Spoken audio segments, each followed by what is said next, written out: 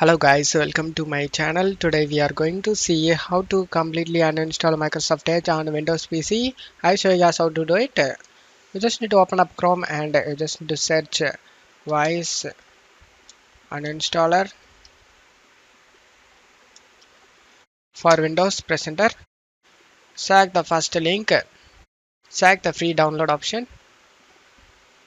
and it started downloading.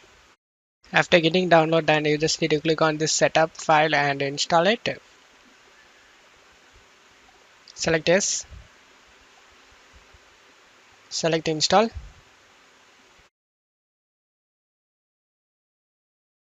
Uncheck this view the user guide and release logs and select finish option.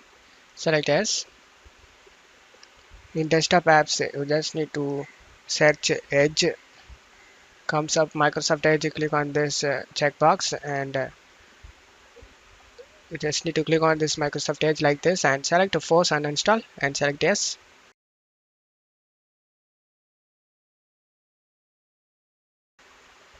You just need to select the option select all and select remove option and now select OK. On left side you just need to select Microsoft Edge and checkbox this box and select uninstall option. Select yes and uninstall it. On left side select Internet Explorer. If you see any related to Edge browser then check boxes and select uninstall it. After that go to Metro apps.